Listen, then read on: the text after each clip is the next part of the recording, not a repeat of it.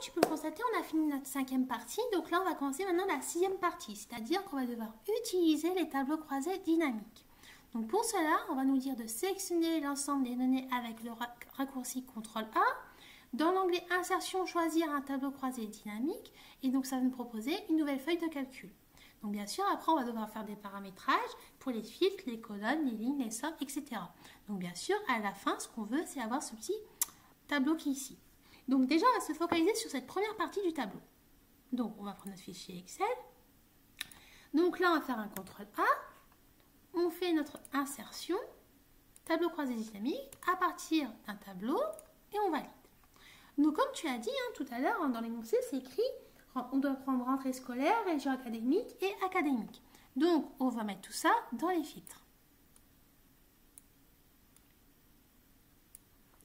Donc comme tu peux le constater, ici, on a bien rentrée scolaire. Ici, là, par contre, ils ont mis académique avant de mettre la région académique. Donc ce que tu vas faire, tu viens ici, et région académique, tu vas le monter, tout simplement. Tu cliques dessus, tu cliques sur l'option monter.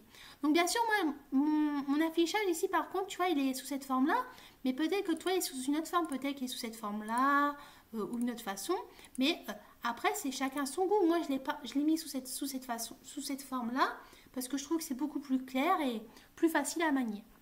Donc ensuite, nous, on veut pour l'année ici 2021. Donc tu choisis 2021. La région académique, on veut le Grand Est. Et l'académie, on a dit que c'était Reims. Donc là, on a déjà fait la première partie. Maintenant, on va devoir insérer notre deuxième partie de notre tableau. Donc ici, pour cela, on va faire quoi? Eh bien, on va venir ici. On va sélectionner tout ça.